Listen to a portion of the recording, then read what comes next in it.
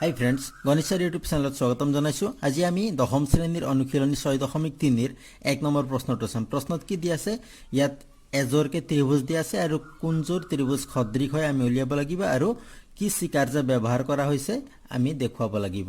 গতিকে প্ৰথম ছবিত দিয়া আছে দুটা ত্ৰিভুজ দিয়া আছে, এ বি চি ত্ৰিভুজ আৰু পি কিউ আৰ ত্ৰিভুজ। ইয়াত এ কোণ দিয়া আছে 60 ডিগ্ৰী, পি দিয়া আছে 60, অৰ্থাৎ সমান আছে।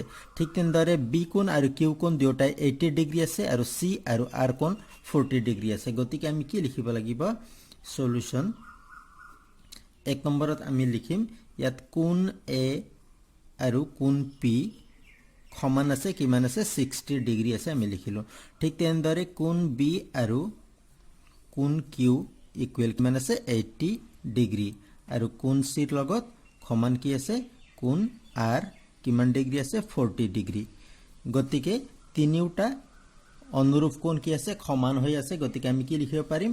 এতেকে ত্ৰিভুজ দুটা সদৃশ বুলি দিব পাৰিম। কি কি ত্ৰিভুজ হয়? ত্ৰিভুজ এ বি চি সদৃশ ত্ৰিভুজ পি কিউ আৰ।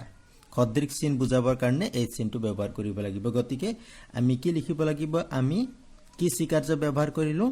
তিনিওটা যেহেতু কোণ আছে, গতিকে কোণ কোণ কোণ বা এংগল এংগল এংগল চিকাৰ্য ব্যৱহাৰ কৰিলোঁ। চিকাৰ্য। এতিয়া দ্বিতীয় প্ৰশ্ন চাওঁ। ইয়াত দুটা ত্ৰিভুজ আছে, এ বি চি আৰু পি কিউ আৰ। ইয়াত কোণৰ যোগ দিয়া নাই, কি দিয়া আছে? বাহুৰ যোগ দিয়া আছে। কিমান আছে? 2, 3 আৰু 2.5 আৰু ইয়াত আছে 4, 5 আৰু 6। আমি কি চাব লাগিব? এ বি বাহুৰ যোগ দিয়া আছে 2, গতিকে ইয়াৰ অনুৰূপ বাহু কোনটো হয়? আমি কি চাব লাগিব? এ বি চি ত্ৰিভুজৰ আটাইতকৈ সৰু বাহু কি হয়? এ বি হয়। ইয়াত 2 আছে। গতিকে পি কিউ আৰৰ ক্ষেত্ৰত আটাইতকৈ সৰু বাহু কোনটো হয়? 4 আছে, অৰ্থাৎ কিউ আৰ। গতিকে এ বিৰ অনুৰূপ বাহু কি হয়? কিউ আৰ হয়। ঠিক তেনেদৰে ইয়াত আটাইতকৈ ডাঙৰ বাহু কোনটো হয়? 3 আছে, অৰ্থাৎ এ চি বাহু আটাইতকৈ ডাঙৰ। ঠিক তেনেদৰে পি কিউ আৰৰ ক্ষেত্ৰত ডাঙৰ বাহু কোনটো হয়? P Q. গতিকে এ চিৰ অনুৰূপ বাহু কি হ'ব?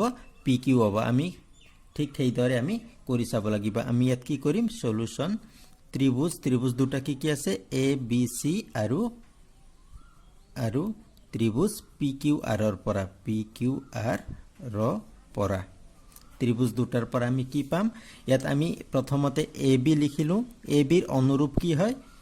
আৰ কিউ হয় বা কিউ আৰ হয়। গতিকে আমি ইয়াত কিউ আৰ দিলোঁ।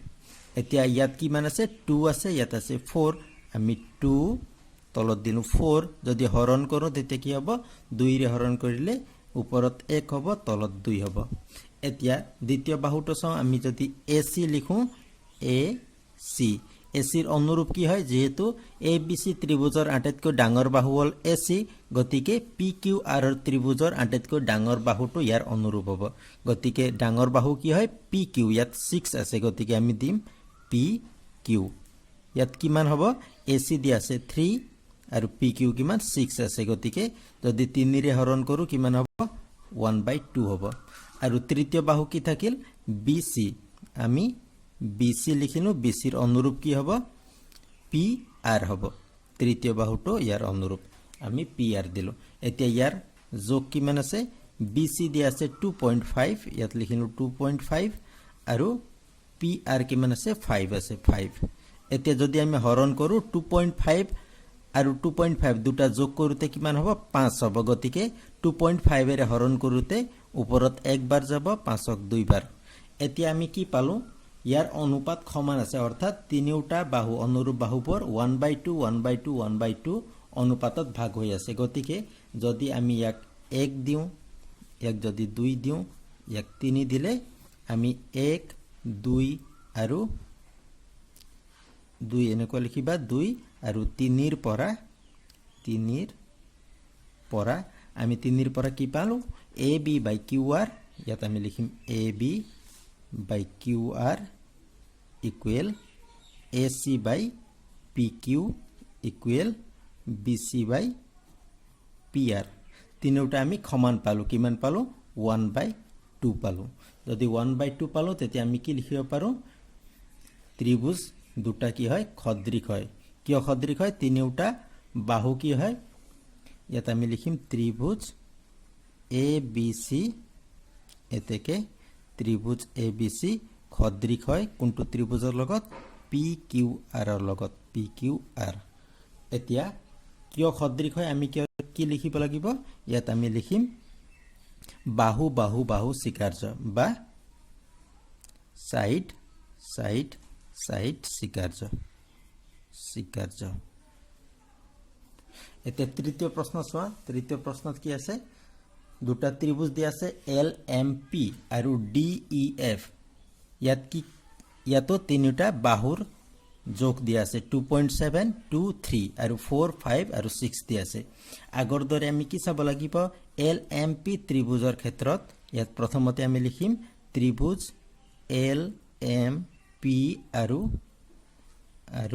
ত্ৰিভুজ ডি ই এফৰ পৰা ডি এফ ৰ পৰা ত্ৰিভুজ দুটাৰ পৰা আমি কি চাব লাগিব প্ৰথমতে এল এম পি ত্ৰিভুজৰ পৰা আটাইতকৈ সৰু বাহু কি হয় ইয়াত 2 আছে অৰ্থাৎ এম পি আটাইতকৈ সৰু বাহু হয় আৰু ইয়াৰ অনুৰূপ বাহু কি হ'ব ডি ই এফত আটাইতকৈ সৰু বাহু কি হয় 4 হয় ডি ই অনুৰূপ বাহু হ'ব এম পিৰ অনুৰূপ বাহু ডি ই গতিকে আমি এম পি বাই ডি ই লিখিলোঁ ইয়াৰ মান লিখিলোঁ 2 আৰু 4 যদি আমি 2 ৰে হৰণ কৰোঁ কিমান হ'ল 1/2 হ'ল ঠিক তেনেদৰে এই ত্ৰিভুজৰ আটাইতকৈ ডাঙৰ বাহু হ'ল ইয়াত 3 দিয়া আছে কি হয় বাহু এল পি আৰু ডি ই এফ ত্ৰিভুজৰ আটাইতকৈ ডাঙৰ বাহু হ'ল 6 অৰ্থাৎ ডি এফ গতিকে আমি লিখিলোঁ এল পি বাই ডি এফ কিমান আছে মান 3 আৰু 6 গতিকে যদি 3 ৰে হৰণ কৰোঁ কিমান হ'ব 1/2 হ'ব আৰু তৃতীয় বাহু কি থাকিল এল এম আৰু ই এফ আমি এল এম আৰু ই এফ লিখিলোঁ ইয়াৰ মান কিমান আছে 2.7 আৰু 5 ইয়াক আমি হৰণ কৰিব নোৱাৰো গতিকে 2.7 বাই 5 বুলি লিখিলোঁ এতিয়া এই তিনিটা 1 2 3 ৰ পৰা আমি কি পালো 1 আৰু 2 1/2 ওলাইছে কিন্তু তৃতীয় অনুপাতত 2.7 বাই 5 ওলাইছে গতিকে আমি কি লিখিব পাৰিম এতেকে MP by DE equal LP by DF not equal কি হ'ব LM বাই EF যেহেতু তিনিওটা বাহুৰ অনুৰূপ বাহুবোৰৰ অনুপাত সমান হোৱা নাই গতিকে আমি কি লিখিব পাৰিম এতেকে ত্ৰিভুজ দুটা খদ্ৰিক নহয় এতেকে ত্ৰিভুজ দুটা খদ্ৰিক নহয়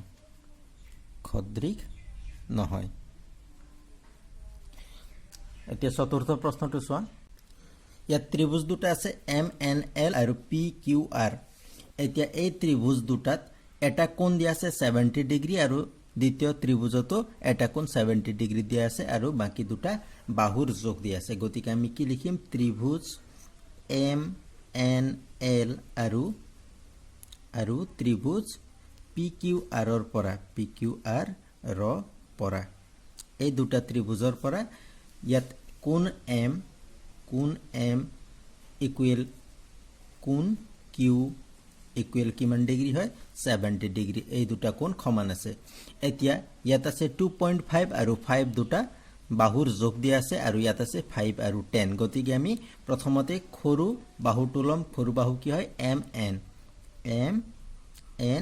বাই ইয়াত কি দিব লাগিব এই ত্ৰিভুজৰ সৰু বাহু কি হয় PQ গতিকে আমি তলত PQ দিলো ইয়াৰ মান কিমান লিখিম MN কিমান 2.5 আৰু PQ কিমান 5 গতিকে 2.5 এৰে হৰণ কৰিতে কিমান বাৰ যাব 1/2 বাৰ যাব এতিয়া তৃতীয় বাহু কি দিয়া আছে ML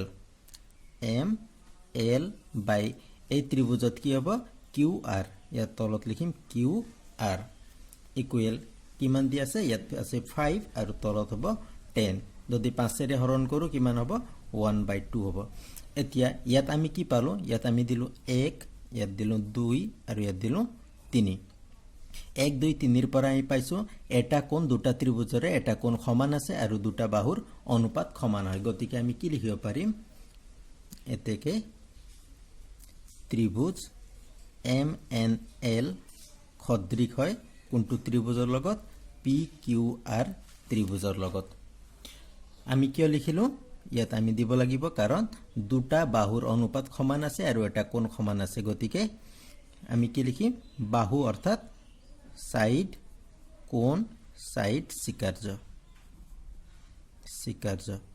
অৰ্থাৎ বাহু কোণ বাহু স্বীকাৰ্য অনুসাৰে এই ত্ৰিভুজ দুটা খদ্ৰিক হয় এতিয়া পঞ্চম প্ৰশ্নত কি আছে প্ৰশ্নত পঞ্চম প্ৰশ্নত আছে এ বি চি ত্ৰিভুজ আৰু ডি ই এফ ত্ৰিভুজ ইয়াত এটা কোণ দিয়া আছে 80 ডিগ্ৰী ইয়াতো এটা কোণ দিয়া আছে 80 ডিগ্ৰী আৰু বাকি দুটা বাহুৰ যোগ দিয়া আছে গতিকে আমি লিখিম ত্ৰিভুজ এ বি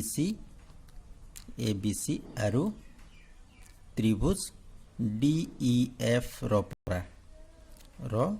পৰা এই দুটা ত্ৰিভুজৰ পৰা কি কি দিয়া আছে কোণ এ আৰু কোণ এফ দিয়া আছে কোণ এ ইকুৱেল কোণ এফ ইকুৱেল কিমান হ'ব 80 ডিগ্ৰী দিয়া আছে এতিয়া ইয়াত দুটা বাহু আছে এ বি 2.5 আৰু বি চি 3 এতিয়া সৰু বাহু কি হয় এ বি হয় 2.5 ঠিক তেনেদৰে ডি ই এফ ত্ৰিভুজৰ ক্ষেত্ৰত সৰু বাহু হয় ডি এফ ইয়াত যোগ কিমান 5 দিয়া আছে গতিকে আমি লিখিম এ বি সৰু বাহু লিখিলো আৰু আনটো ত্ৰিভুজৰ সৰু বাহু কি হ'ব ডি এফ ইয়াৰ মানখিনি আমি লিখিম ইয়াত আছে 2.5 আৰু ইয়াত কিমান হ'ব 5 হ'ব যদি আমি 2.5 এৰে হৰণ কৰো তেতিয়া 1 হ'ব ইয়াত হ'ব 2 ইয়াত দিলো 1 ইয়াত দিলো 2 এতিয়া তৃতীয় বাহু কি আছে বিসি বাই ইয়াত কি হ'ব ই এফ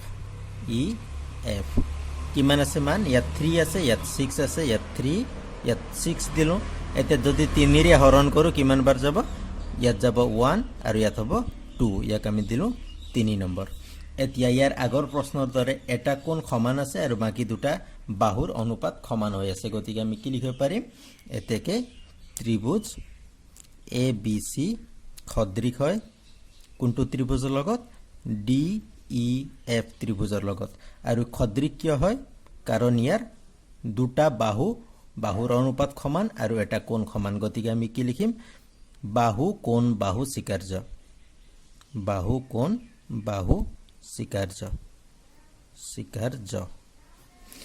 এতিয়া শেষৰ প্ৰশ্নটো চোৱা 6 নম্বৰ প্ৰশ্নত আছে ডি ই এফ আৰু পি কিউ আৰ দুটা ত্ৰিভুজ দিয়া আছে ইয়াত দুটা কোণ দিয়া আছে 70 ডিগ্ৰী 80 ডিগ্ৰী আৰু 80 ডিগ্ৰী 30 ডিগ্ৰী এতিয়া তৃতীয় কোণ দিয়া নাই গতিকে আমি নিজে উলিয়াব লাগিব এই ত্ৰিভুজৰ ক্ষেত্ৰত ইয়াত ডি কো এফ কোণৰ মান দিয়া নাই গতিকে আমি কি কৰিম কোণ এফ প্ৰথমতে আমি লিখিম ত্ৰিভুজ ডি ই এফ ৰ পৰা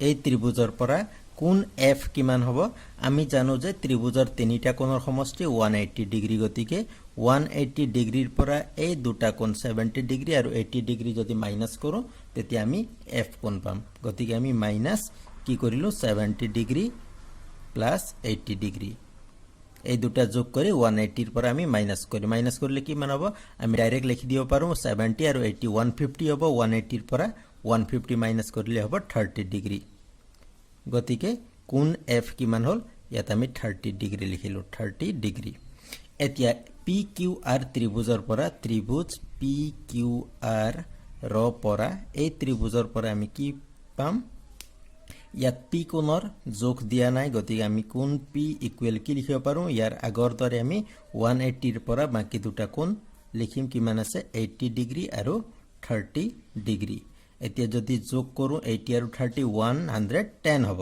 180 ৰ পৰা 110 গলে কিমান হ'ব 70 ডিগ্ৰী গতিকে পি কোণ কিমান হ'ব 70 ডিগ্ৰী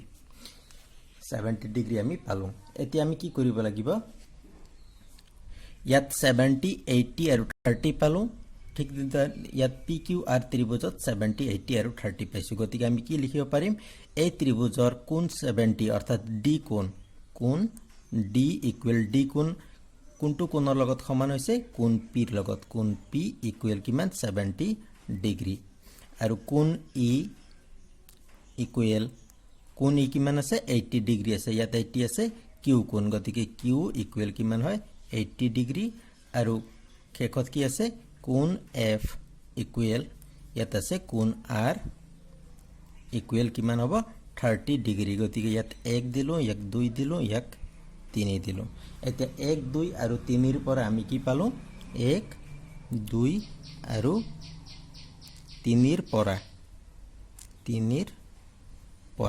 1 2 আৰু 3 ৰ পৰা তিনিওটা কোণ কি হয় দুটা ত্ৰিভুজৰে তিনিওটা কোণ সমান হৈ আছে গতিকে আমি কি লিখিব পাৰিম ত্ৰিভুজ ডি ই এফ সদৃশ হয় কোনটো ত্ৰিভুজৰ লগত পি কিউ আৰ ত্ৰিভুজৰ লগত কিয় সদৃশ হয় আমি লিখিব লাগিব তিনিওটা কোণ সমান হৈ আছে অৰ্থাৎ এ এ এ স্বীকাৰ্য এ এ এ স্বীকাৰ্য অৰ্থ কি হয় কোন কোন কোন স্বীকাৰ্য আশা কৰিছোঁ তোমালোকে নিশ্চয় বুজি পাইছা যদি বুজাত কিবা অসুবিধা পাইছা তেতিয়াহ'লে কমেণ্ট কৰিবা থেংক ইউ